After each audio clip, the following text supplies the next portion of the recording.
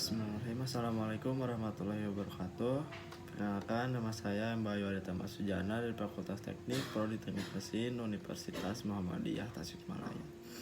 Dalam video ini saya akan menjelaskan tentang ibadah haji dan untuk memenuhi tugas mata kuliah Al-Islam dan Kemuhammadiyahan.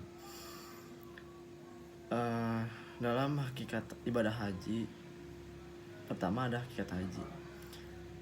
Kata haji berasal dari bahasa Arab yang mempunyai arti secara bahasa dan istilah. Dari segi bahasa, haji berarti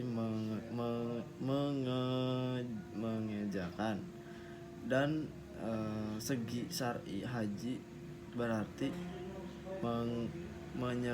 menyengaja mengunjungi Ka'bah untuk mengerjakan ibadah yang meliputi tawaf, sa'i, wukuf, dan ibadah-ibadah lainnya untuk memenuhi perintah Allah SWT dan mengharap keridhoannya.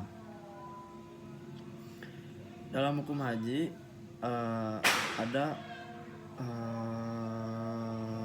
mengenai hukum haji, ibadah haji asal hukumnya adalah wajib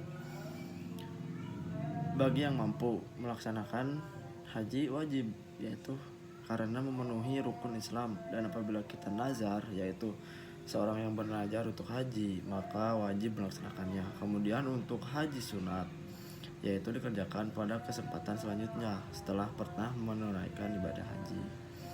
Haji merupakan rukun Islam yang kelima, diwajibkan kepada setiap muslim yang mampu untuk mengerjakannya.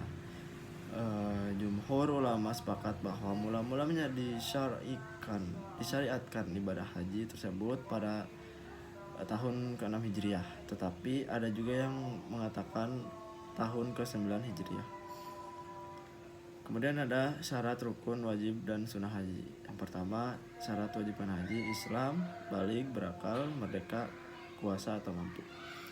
Kemudian ada rukun haji ihram, yaitu berpakaian ihram dan niat ihram dan haji. Kemudian ada sejarah haji. Sejarah haji tidak bisa terlepas dari sejarah pembangunan Ka'bah, seperti yang diperintahkan Allah SWT kepada Nabi Ibrahim alaihissalam. Ketika Nabi Ibrahim alaihissalam selesai membangun Ka'bah, Allah SWT memerintahkannya untuk menyeru manusia agar melaksanakan haji. Dalam hal ini Allah SWT berfirman, yang artinya, serukanlah kepada seluruh manusia untuk mengerjakan haji, niscaya mereka akan datang kepadamu dengan berjalan kaki, mengendarai unta yang kurus dan yang datang dari segenap penjuru yang jauh.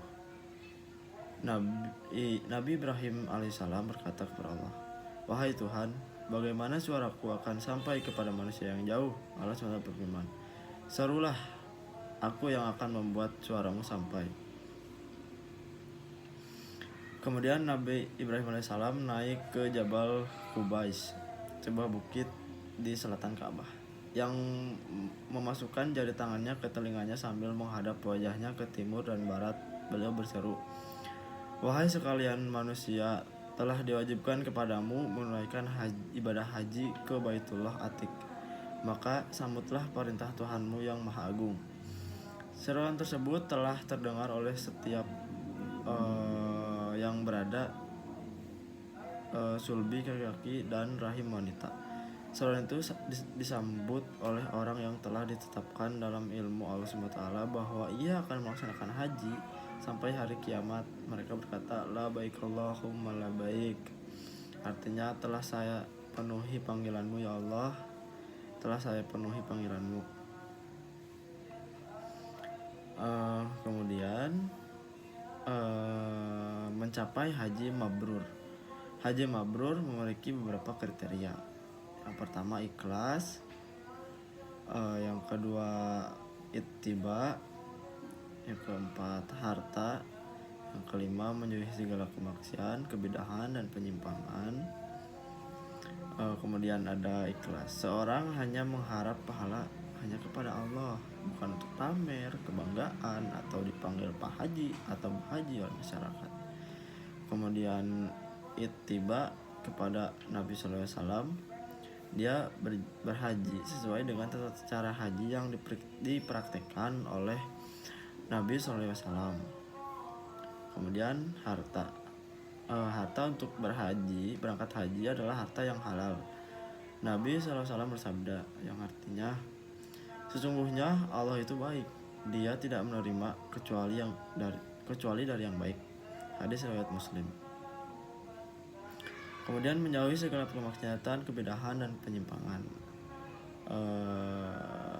Allah berfirman dalam Al-Baqarah ayat 197 yang artinya, barang siapa menetapkan niatnya untuk haji di bulan itu, maka tidak boleh rafas atau berkata-kata tidak senonoh, berbuat fasik dan berbantah-bantah pada masa haji. Kemudian berakhlak baik antar sesama, tawadu dalam bergaul, dan suka membantu kebutuhan saudara lainnya. Alangkah bagusnya ucapan Ibnu Abdul Bar rahimahullah dalam At-Tamhid. Adapun haji mabrur, yaitu haji yang tidak riya dan sunnah di dalamnya, tidak kefasikan dan dari harta yang halal. Kemudian hikmah haji dalam berbagai aspek. Yang pertama, setiap perbuatan dalam ibadah haji sebenarnya mengandung rahasia. Contoh seperti ihram. Sebagai ucapan pertama, maksudnya adalah bahwa manusia harus melepaskan diri dari hawa nafsu dan hanya menghadap diri kepada Allah yang agung. Kemudian memperteguh iman dan takwa kepada Allah SWT, karena dalam ibadah tersebut diliputi dengan penuh kehusyuan. Kemudian ibadah haji membahas jiwa tauhid yang tinggi. Kemudian ibadah haji adalah sebagai tindak lanjut untuk membentuk sikap mental dan akhlak yang mulia. Kemudian ibadah haji adalah merupakan penyataan umat Islam seluruh dunia menjadi umat yang satu karena mempunyai persamaan atau satu akidah. Kemudian menumbuhkan semangat berkorban, karena ibadah haji maupun umroh banyak meminta pengorbanan baik harta, benda, jiwa, dan pemurah tenaga serta waktu untuk melakukannya. Kemudian dengan melaksanakan ibadah haji bisa bermanfaat untuk membina persatuan dan kesatuan umat Islam sedunia. Kemudian ada makna spiritual haji bagi kehidupan sosial.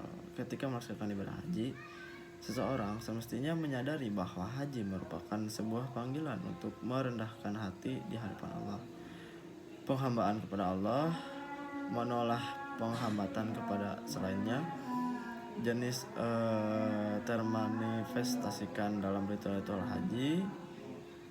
Kemudian haji adalah bentuk kerendahan hati kepada Allah yang Maha Kuasa. Haji merupakan bentuk penelusuran dan ekspedisi terhadap tanda-tanda Allah yang bentuknya yang paling dalam. Dengan kata lain, apakah haji dimaksudkan Allah semata-mata sebagai penghambaan kepadanya oleh seluruh muslim, tua atau muda, dan tidak ada aspek-aspek politik dan sosial yang dapat diselamatkan ke dalam ibadah ini? Atau apakah ajaran ini titik temu antara aspek penghambatan dan politik, sebuah pusat bersatunya untuk penghambatan dari aspek tersebut? Al-Quran, hadis, dan sunnah-sunnah para pendahulu yang soleh ternyata membenarkan pandangan yang kedua ini. Mungkin cukupkan sekian yang dapat saya bahas dalam video kali ini. Mohon maaf apabila ada salah-salah kata atau yang tidak berkenan. Akhirul kalam, wabillahi taufiq wal hidayah. Wassalamualaikum warahmatullahi wabarakatuh.